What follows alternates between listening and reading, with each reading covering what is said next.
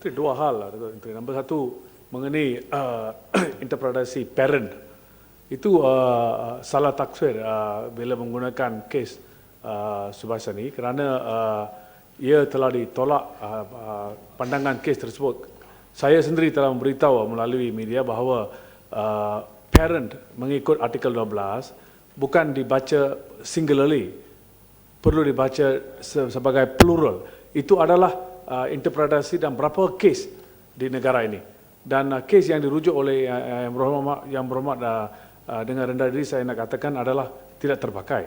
Nombor satu. Nombor dua, saya terima baik pandangan bahawa ada holistic approach dalam penukaran agama kerana ini menjadi satu masalah yang sangat besar dan saya harap satu tindakan susulan diambil dengan seberapa segera yang boleh kerana perkara ini telah lama wujud dan masalah yang berbangkit dan ramai keluarga terlibat dalam hal ini. Sejak dahulu pada tahun 2009 bila saya membangkitkan perkara itu dan kerajaan menubuhkan satu komiti yang khas, tetapi sehingga sekarang tidak ada apa-apa resolusi untuk resolusi yang tertentu mengikut pandangan komiti tersebut, iaitu undang-undang akan dibawa ke parlimen untuk membawa perubahan. Jadi bilakah perkara-perkara itu akan dijalankan? Datuk Yang Pertua, terima kasih kepada Ipoh Barat. Ipoh Barat, saya tertarik dengan pandangan Ipoh Barat tadi bahawa rujukan berdasarkan keputusan Mahkamah Persekutuan itu tidak terpakai dalam kes ini. Walau bagaimanapun buat masa sekarang sahaja kerajaan berpegang kepada keputusan yang telah pun diputuskan oleh Mahkamah Persekutuan berdasarkan kepada penaklifan. Nanti saya biarkan sekejap, saya bagi berdiri. Saya bagi laluan kepada Yang Berhormat, bagi saya habis sekejap. Bahawa kerajaan mengguna pakai bahawa keputusan yang dibawa kepada Mahkamah Persekutuan dalam menakrifkan maksud dan perkataan parent dalam pengertian adakah kedua pihak ataupun satu pihak. Jadi dalam buat masa sekarang sebarang pertikaian yang dipertikaikan oleh mana-mana pihak, kita berpegang kepada keputusan yang diputuskan oleh pihak mahkamah. Dan buat masa sekarang, mahkamah yang tertinggi yang memutuskan kepada keputusan tersebut ialah Mahkamah Persekutuan. Jadi dalam hal ini, kerajaan berpegang kepada keputusan yang diambil tersebut. Jadi sebab itu ini pegangan kita. Dan yang keduanya berkenaan dengan pandangan Yang Berhormat supaya kita mengambil pendekatan yang holistik ataupun mengambil pendekatan yang penyelesaian dalam hal-hal yang berkaitan dengan penjagaan anak dan juga untuk tujuan pemeliharaan anak bagi ibu bapa yang salah seorang daripada mereka itu masuk kepada agama Islam.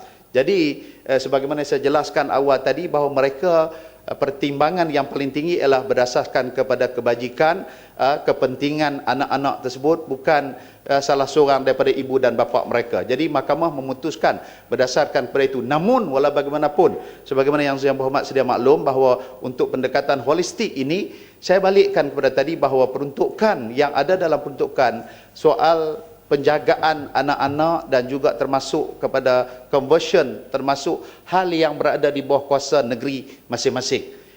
Di peringkat sama ada kabinet ataupun parlimen tidak boleh mengarahkan kuasa yang telah diperuntukkan oleh peringkat negeri yang telah diberikan kuasa oleh perlembagaan. Dia terutamanya di bawah perkara 3/2, iaitulah agama Islam adalah di bawah kuasa negeri masing-masing. Dan di bawah kuasa inilah maknanya kalau sekiranya kita mengambil pendekatan ialah kita memberikan mengadakan perjumpaan, memberikan pandangan dan juga mencadangkan kepada negeri-negeri supaya mereka mengadakan pindaan-pindaan yang bersesuaian bagi menangani masalah ini. Namun walau bagaimana sekalipun, pandangan daripada peringkat sama ada kabinet sekalipun, ianya amat tertakluk kepada negeri masing-masing dalam memutuskan sama ada mengadakan pindaan ataupun tidak.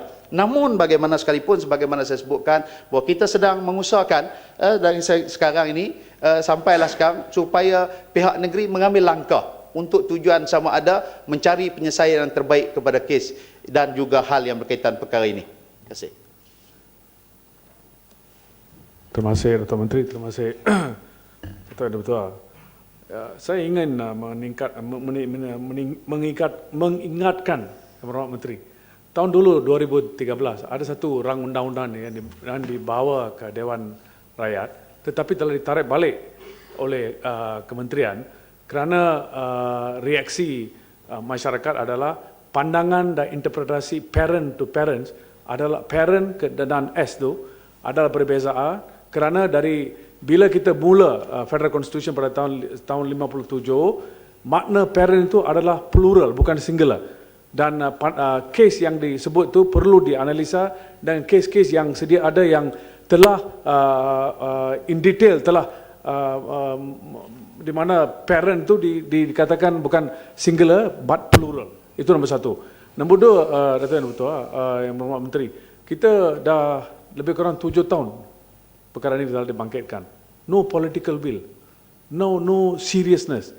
Macam kita nak selalu form satu komiti demi satu komiti. Tahun 2009 satu komiti, sekarang dulu satu chairman, sekarang 2 chairman. Nampaknya ada cara dan macam-macam policy yang baru, tapi tak ada. No meaning to the people who are affected. Itu yang kita khawatiri. Orang tanya, apa guna ada parlimen, apa guna ada undang-undang? It doesn't bring any benefit. More conflict than rationality. Jadi ini yang kita perlu. Because kita rasa ramai di antara orang yang menukar agama itu ada sebab-sebab yang tertentu. Macam kes-kes yang ada, 1 out of 10. Itu yang kita tahu. These are the bad apples yang perlu untuk mengatasi masalah ini. Dalam hal ini, Datuk Menteri, tidak ada masalah di negara Islam yang terbesar di dunia, di Indonesia. Ya, ringkaskan. No problem di India. 200 juta. Di Indonesia tidak ada problem. Kenapa? Ada undang-undang yang tertentu. Kenapa kita tak boleh pakai undang-undang tersebut? Don't go very far. Ambil bas, pergi ke Singapore. You can find the answer. Ada undang-undang yang tertentu. No need to go very far. Semua ada. Tapi no political will. No political belief untuk membawa pembaruan. Datuk Yang Betul, terima kasih kepada Ipoh Barat. Yang pertamanya, persoalannya begini Ipoh Barat. Saya dah sebutkan sebentar tadi bahawa hal ini kita mengusahakan di peringkat persekutuan, di peringkat parlimen. Namun, saya ulangkan bahawa kuasa untuk pindaan hal yang berkaitan dengan Mahkamah Syariah adalah kuasa negeri masing-masing, bukan di sini. Yang dibawa untuk di parlimen ini ialah untuk pindaan kepada Akta 303, 505, 167 Mahkamah Syariah wilayah-wilayah Persekutuan, Putrajaya, Kuala Lumpur dan juga termasuk di Labuan. Itu bidang kuasa semata-mata. Namun walau bagaimanapun kita melihat ada keperluan di sana untuk pindaan yang lebih holistik yang sedang disusun, diatur di peringkat wilayah persekutuan. Namun saya fikir tidak ada political will yang Berhormat sebutkan sebentar tadi. Yang Berhormat kena fikir juga bahawa Yang Berhormat boleh mulakan di peringkat negeri masing-masing yang dikuasai oleh pihak Yang Berhormat dan sebagainya untuk segala pindaan-pindaan yang seperti ini. Sebab apa sekalipun yang diputuskan oleh pihak sama ada kabinet dan juga persekutuan, dia tidak akan memberikan bekas melainkan pindaan dibuat di peringkat Majlis Agama Islam negeri-negeri masing-masing. Ini di antara yang perlu dipahami juga, dan tentunya kenapa pula pasal Yang Berhormat boleh sampaikan juga naik bas untuk pergi ke Singapura melalui kepada negeri-negeri yang Berhormat boleh sampaikan maklumat ini. Jadi kalau meletakkan political will ini hanya semata-mata kepada bahu pihak kerajaan persekutuan, sedangkan kita memahami amat bahawa perkara 31 perlembagaan mengatakan Islam is religion of federation, 32 mengatakan Islam adalah di bawah kuasa negeri masing-masing. Sama juga sebagaimana hal yang berkaitan air dan sebagainya adalah kuasa negeri.